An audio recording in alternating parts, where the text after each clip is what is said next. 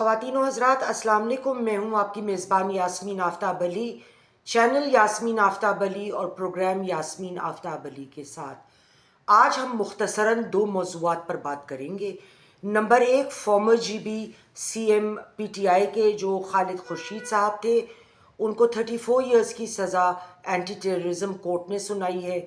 और दूसरा, जो VPN को लेकर डिस्कशन हुई और जो इंटरनेट की स्लो स्पीड के ऊपर डिस्कशन हुई स्टैंडिंग कमेटी की, जो सेनेट की स्टैंडिंग कमेटी है ऑन इंफॉर्मेशन एंड टेलीकॉम। सबसे पहले खुर्शीद साहब के बारे में मैं बात करना चाहूँगी कि इनकी वीडियोस चलाई गई थी जो इन्होंने डायरेक्टली थ्रेटन किया था स्टेट इंस्टीट्यूशंस को, और जो भी बयानात रिकॉर्ड हुए, जो भी शवाहिद मौजूद थे, उसके तहत इनको 34 इयर्स की सज़ा सुनाई गई। ज़ाहिर है वो उसके ख़िलाफ़ अपील कर सकते हैं। अब मैं सोचती रही कि इतनी लंबी सज़ा क्यों सुनाई गई।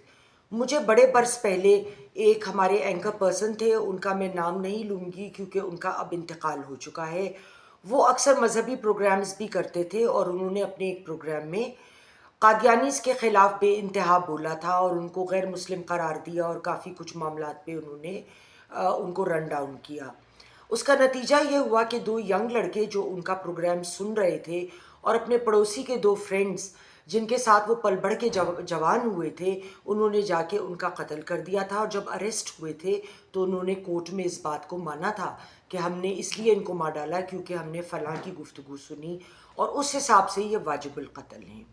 अब होता यह है कि जब कोई भी शख्स एक पोजीशन पे होता है ऐसी जहाँ पे वो लोगों की राय को इम्पैक्ट कर सकता है, तो उसको बहुत सोच समझ के बात करना चाहिए, क्योंकि वो चाहे वो शख्स वो जाके वो अमल करे या ना करे, लेकिन उसके बहुत सारे सुनने वाले, उसके फॉलोअर्स, उसके पार्टी के फॉलोअर्स मुश्तइल होके बहुत कुछ कर गुजरते हैं।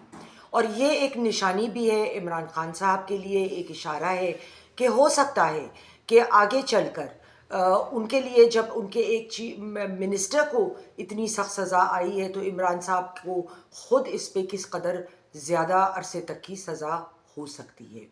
अब हम आते हैं दूसरे नहीं, इससे पहले कि हम अपने दूसरे मौजू पे जाएं, मेरा एक सवाल है। वो ये है कि मैं ये महसूस करती हूँ कि ये जो मैंने कहा वो मेरी राय बिल्कुल अपनी जगह, लेकिन जो भी सज़ा दी जाती है वो इन बैलेंस होनी चाहिए जुर्म से। तो क्या 34 इयर्स की सज़ा ज़्यादा नहीं है? मुझे उम्मीद है कि जब हाई कोर्ट और दूसरे हायर अपेलेंट प्लेटफॉर्म्स इनकी सज़ा को सुनेंगे और उसको उस पे नज़रसानी करेंगे तो वो ज़रूर ये सोचेंगे कि इनकी सज़ा में कुछ कमी ज़रूर की जाए। और मेरी ये ख्वाहिश भी है, कानूनी तौर पे बतौर वकील सज़ा ज़रूर दें, लेकिन उतनी जितना उनका जुर्म है। अब हम दूसरे सब्जेक्ट पे आते हैं, VPN को लेकर।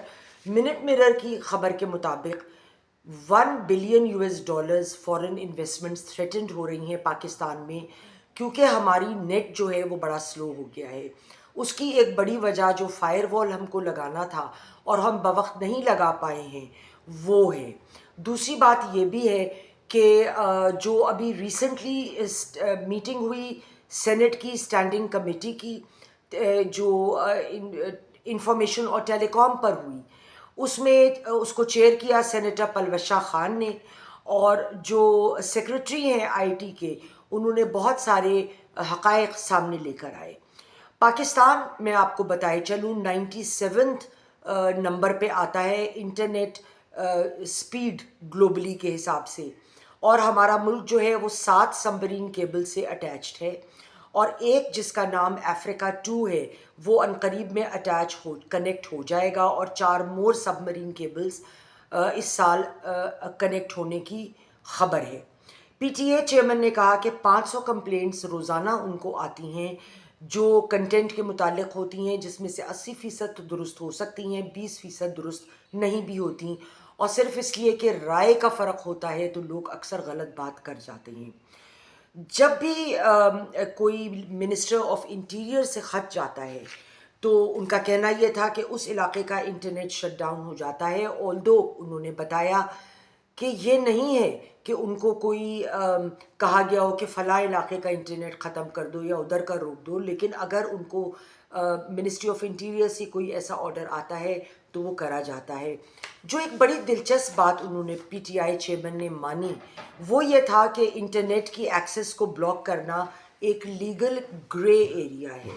اور آپ کو یاد ہوگا کہ بڑے وقت پہلے میں نے کچھ ماہ پہلے ایک ولاگ کیا تھا جس میں میں نے بڑی تفصیل سے یہ بات کری تھی کہ جو انٹرنیٹ ہے وہ ایک سوشل پلیٹ فارم نہیں ہے، وہ صرف ایک سورس ہے to reach a social platform, لہٰذا وہ سوشل میڈیا کے زمرے میں فال نہیں کرتا۔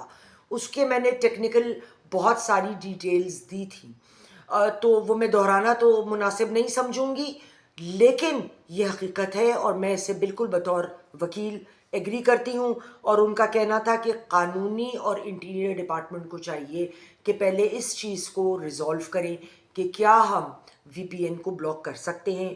ہمیں بے شک آرڈر ہے کہ ہم کر سکتے ہیں، لیکن اس پہ ظاہر ہے جو ایک چیز قانونی نہیں ہے یا وہ ایک کویسچنیبل چیز ہے اس کے اوپر کویسچن مارک اٹھ بھی سکتا ہے، اس پہ سوال بھی ہو سکتا ہے، اور اس پہ پھر بعد میں جب آپ کو اسٹیپ بیک کرنا پڑے تو اس میں گورنمنٹ کے لیے ایک امبیرسنگ سچویشن بھی بن سکتی ہے۔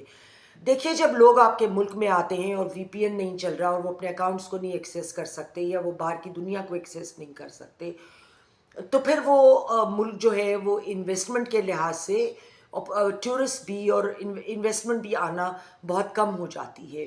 بہت سارے لوگ آن لائن کام کر رہے ہیں، ان کے کام متاثر ہوئے ہیں۔ بہت ساری کمپنیز جو آئی ٹی کا کام کرتی ہیں، جن کا کام ہی نیٹ پہ چلتا ہے، سب لوگوں کے کام بے انتہا متاثر ہو رہے ہیں۔ لیکن یہ بین جو ہوا ہے فار ایگزامپل ٹویٹر پہ، اس کے باوجود حکومتی ادارے اور حکومت آفیشلز خود ٹویٹر سے جو ہے وہ ٹویٹس کرتے رہے ہیں، وہ ٹویٹ کرنا نہیں رکے ہیں۔